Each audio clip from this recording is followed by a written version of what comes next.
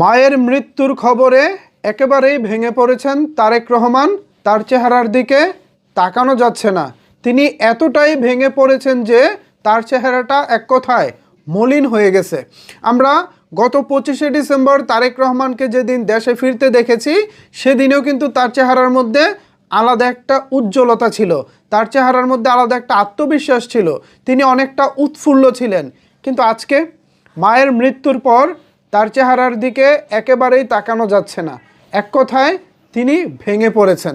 Viewers, Tarique রহমানের এই ছবিটি শেয়ার করে ফেসবুকে একজন ব্যক্তি চমৎকার একটি লিখনী লিখেছেন। আমি আপনাদের সাথে সেই লেখাটা শেয়ার করতে চাই। লেখাটা লিখেছেন তাহমিদুল ইসলাম নামে একজন ব্যক্তি। তিনি লিখেছেন, তারেক রহমানের বয়স যেন হঠাৎ বেড়ে গেছে। মাকে চিরবিদায় জানাতে এসে উনি যেন হঠাৎ করে বুড়ো হয়ে গেছেন। টিনেজে হারান বাবাকে। জীবনের শেষ দশকে হাসিনা আলাদা করে রেখেছিল দুজনকে। বিল গেটসকে প্রশ্ন করা হয়েছিল, আপনার জীবনের সবচেয়ে খারাপ একটা ঘটনার কথা বলেন। বিল গেটস বলেছিলেন, আমার মা যখন মারা গেছেন তখন আমি আমেরিকার সেরা ধনী বিলিয়নিয়ার। আমার মা যেদিন মারা যায় সেদিন আমার মনে হয়েছে পৃথিবীর কোনো কিছুই আসলে আমার জন্য না।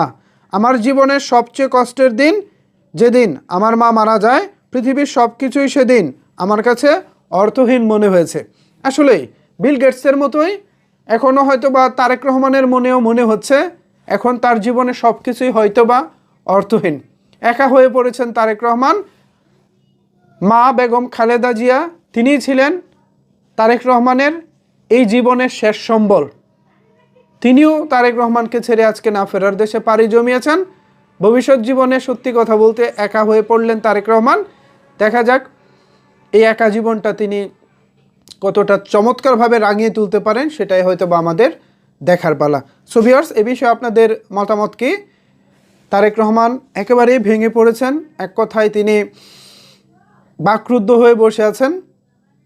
এ বিষয়ে কি ভাবছেন? এ বিষয়ে আপনাদের মতামত কি জানাতে পারেন নিচের কমেন্টস বক্সে। ধন্যবাদ সবাইকে এতক্ষণ আমার সাথে থাকার জন্য।